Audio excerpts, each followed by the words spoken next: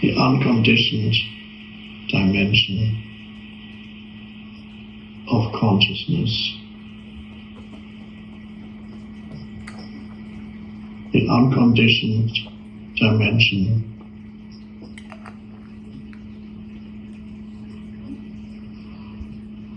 to who you are, you, the unconditioned you, the unconditioned I.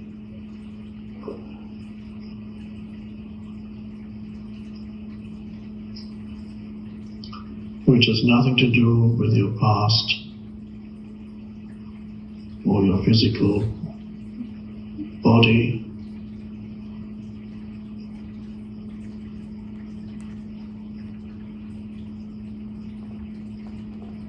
or your person or personality.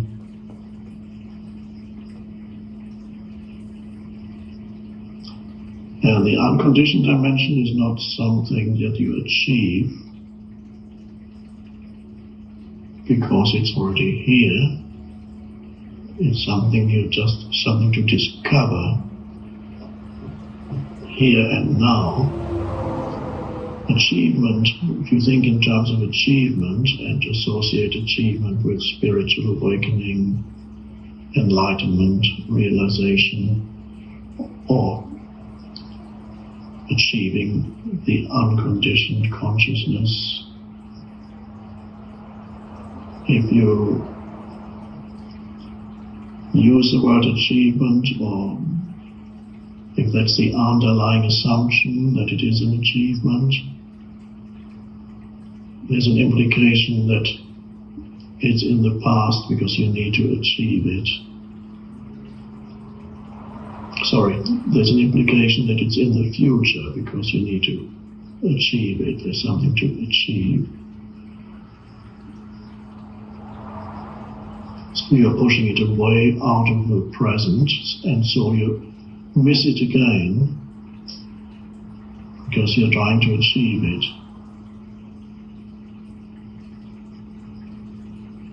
And continuously, as long as you're trying to achieve that spiritual realization, or whatever you want to call it, then it's always one step away from you, or 100 steps, or 100 miles, or 1,000,000 miles. It doesn't matter whether it's one step or 1,000,000 miles, it's not here. That's the underlying assumption, and so you cannot discover it because you think it's something to achieve. And the thought that there's something to achieve in the future prevents you from discovering what's in the present.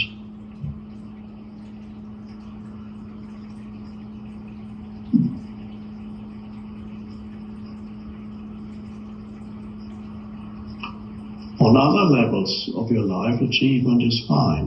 It's good to achieve certain things,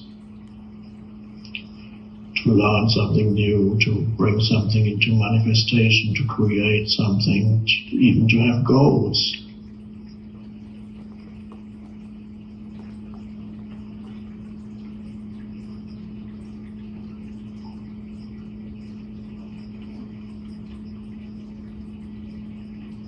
But when it's about finding out the deepest reality of who you are, the very foundation for your life, your existence,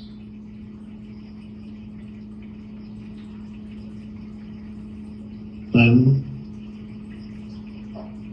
the idea of achievement is a hindrance.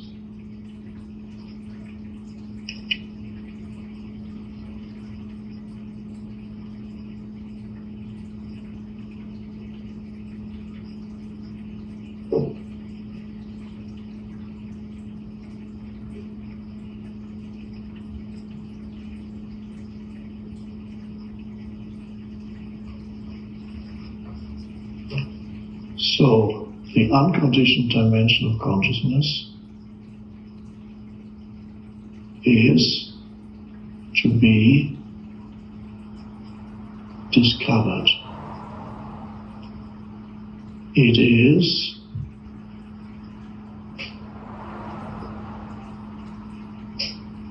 could almost say hiding or concealed, covered up.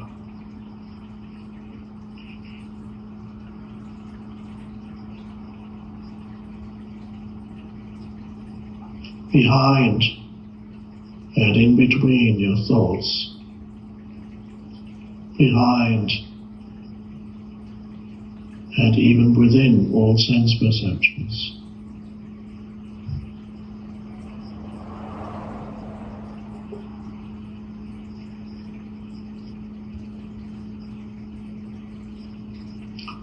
And so to discover it, you need to find that space in your consciousness, in consciousness,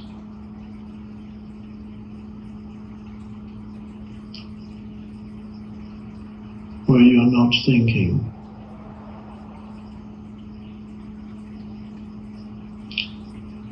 So to stop thinking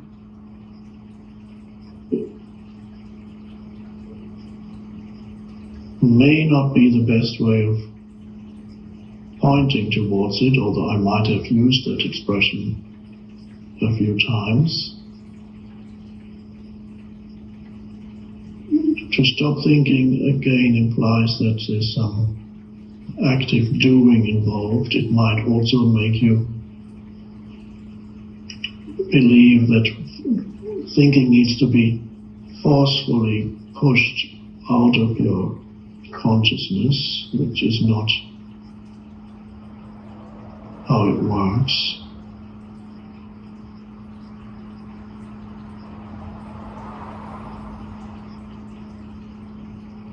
It's to discover that that space of not thinking is already there between when one thought subsides before the next thought comes. There's a space of pure awareness without mind activity. You can do it here because this is a live meditation.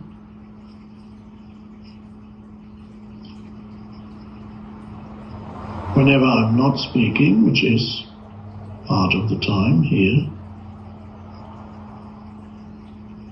be aware that I'm not speaking. So we have the gaps between one sentence and another sentence, between one word and another word.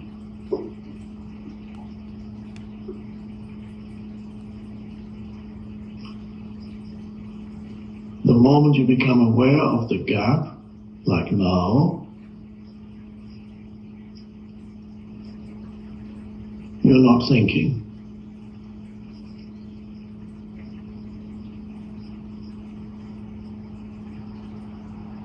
It's very subtle and very simple.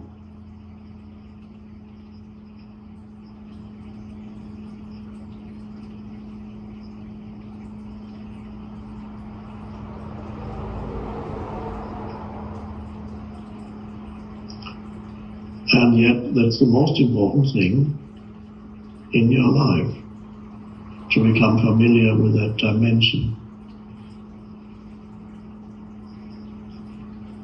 Conscious without thought,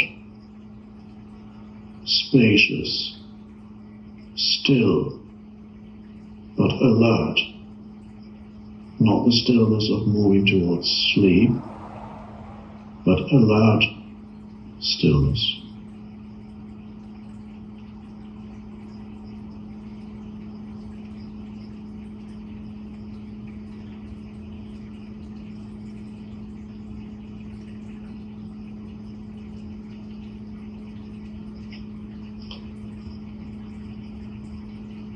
So in daily life,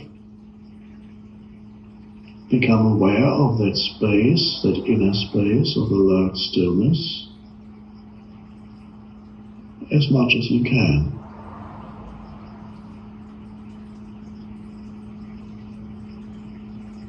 Initially, you may need a crutch, so to speak, something that helps you. For example, alert sense perception, especially looking at something like the sky, which is spacious, without imposing any thought on it, but being aware of the one who is looking. Whatever you look, it might be the sky, it could be other things too. You're looking at something, at the same time you're aware that you are looking. Now when I say you, it's not the historical you, not the person, but you as the consciousness.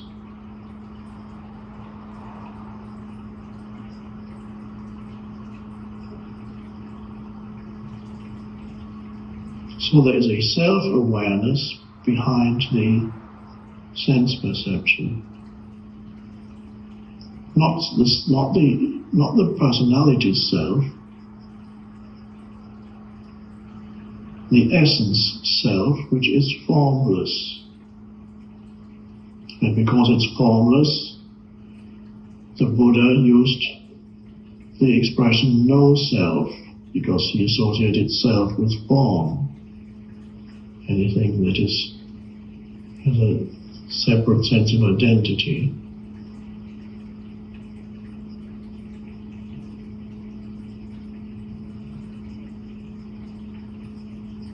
That's what Jesus pointed to, if nobody understood it at the time, not even for 2,000 years afterwards. Deny thyself.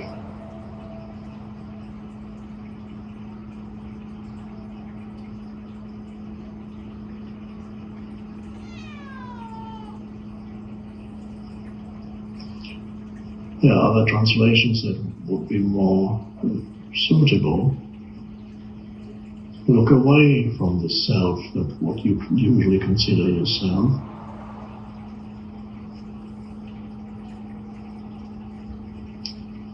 Look deeper.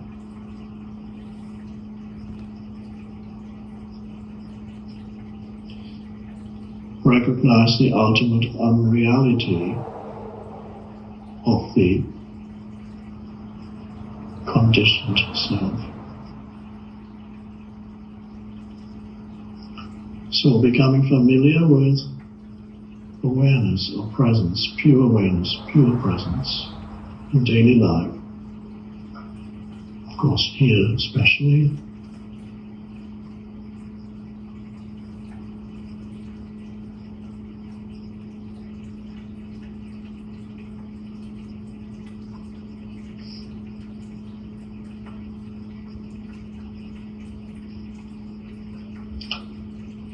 Becoming familiar with just being present.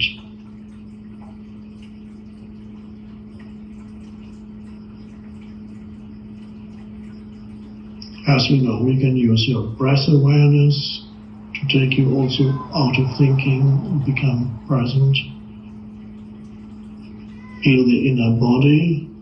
It also can be a crutch or a portal into it. And then a time comes, and it may be now, don't wait for it, when you can just go step out of thinking without needing anything to help you step out of thinking. You can just go, okay, I'm not thinking now. And then you look around,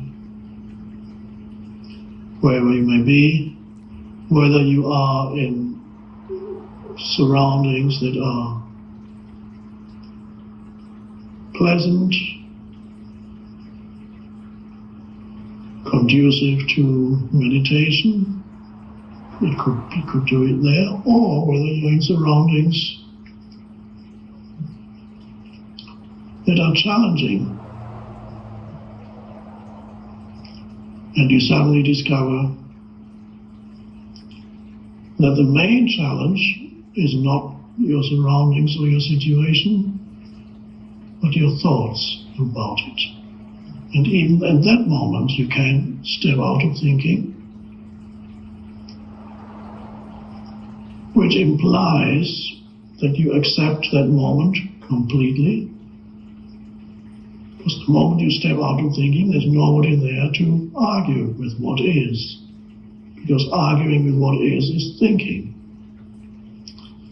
The moment you step out of thinking, it implies there's complete alignment with the isness of this moment. You're not arguing with it anymore, which is totally futile, of course, which causes suffering, unhappiness, and suddenly the situation may still be challenging on a practical level, but it's no longer challenging on a psychological level. In other words, it doesn't make you unhappy anymore. You're not unhappy. Not because you've pushed unhappiness away, suppressed it. No. It dissolved. Because it was created and sustained by thinking.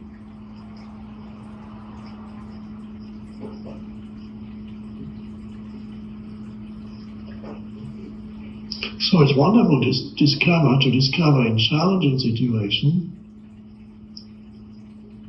that you can step out of thinking there too. And some people need a challenge to be able to be motivated to take that step out of thinking. They can't stand this unhappiness anymore and suddenly realize it's basically my thinking that's making me unhappy and not what's happening.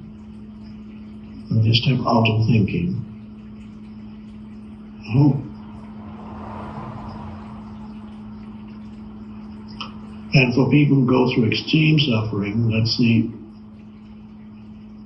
erosion of the ego that can happen in that way, because the ego is identification with thinking. When you're not thinking, there's no ego. And if your life situation is so unpleasant that you can't stand the suffering anymore, then the unpleasantness, the challenging life situation forces you, if you're ready for it, forces you out of thinking. Whether it's through serious illness, serious loss, and so on.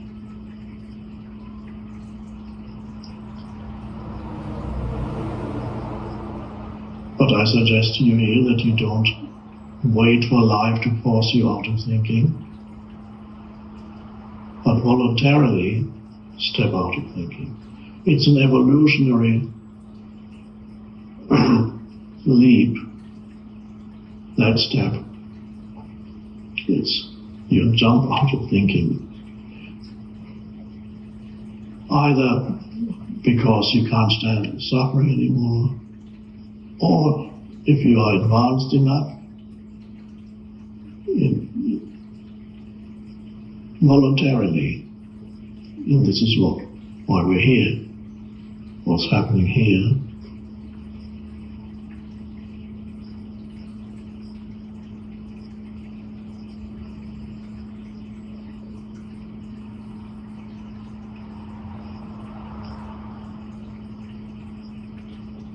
And even while you think, after a while you can notice that there's not a complete loss of awareness in the background, even while you're thinking.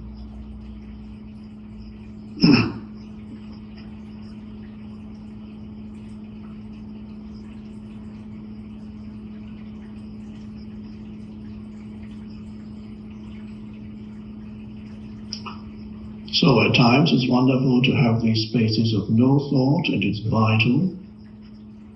Whether it's 5 seconds or 20 seconds or half a minute, doesn't matter.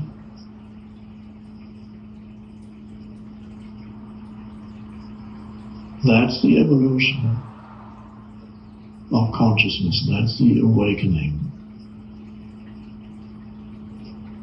And gradually you no longer rely on thinking for for your sense of identity.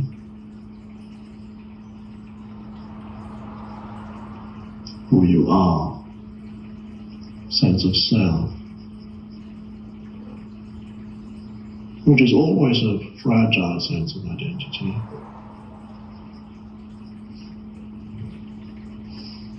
Vulnerable, always lacking in this or that.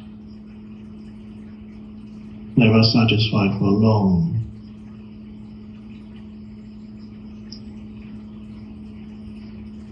And then the sense of self shifts to presence. You are essentially the presence,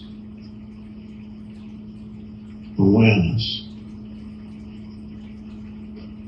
No form, no past, no future.